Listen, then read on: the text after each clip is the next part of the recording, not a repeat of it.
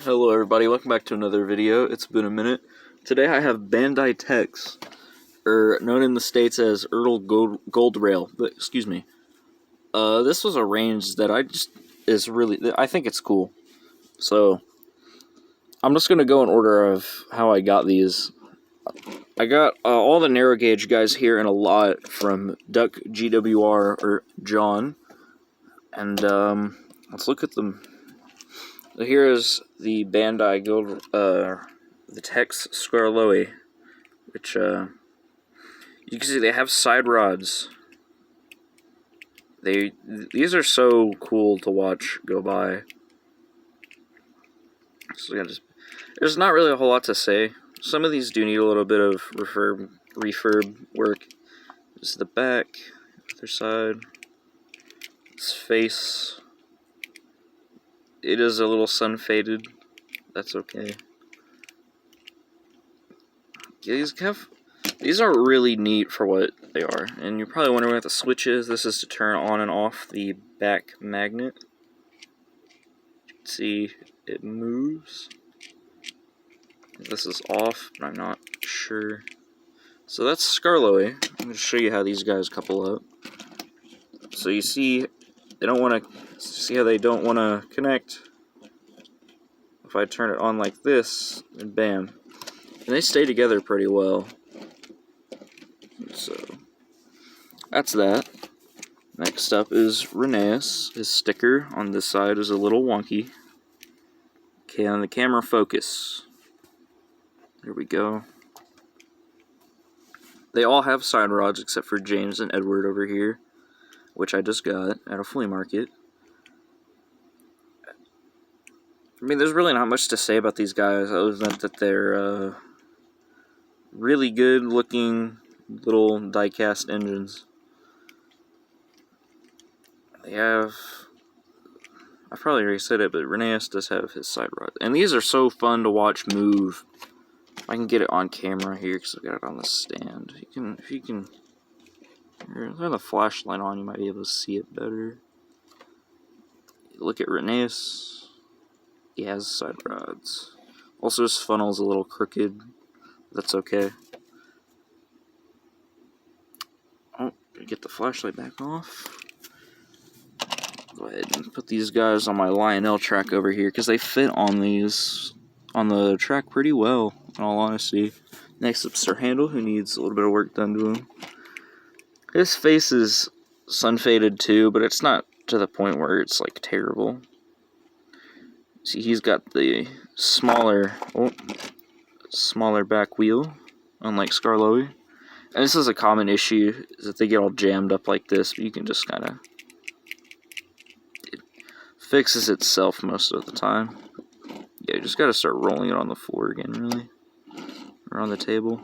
I'm definitely looking forward to using these guys and all sorts of stuff I'm going to do. Sir Handle really does not want to roll well all of a sudden, which is weird. This is Peter Sam, after I knock over Skarloey. Peter Sam, I think, is the best condition one in the lot.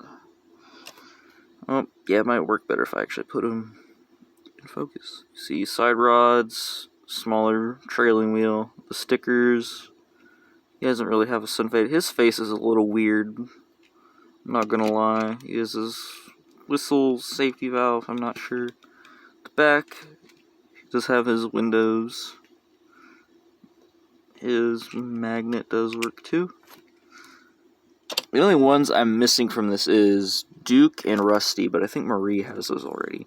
Here's the heaviest one, and that's Duncan. I was very surprised to get him out, because he is very heavy. See, side rods, there's really not much to say with these guys, other than how wonderful they are. But he is tall, he's very heavy. He's in pretty good condition. Just some touch-up points here and there.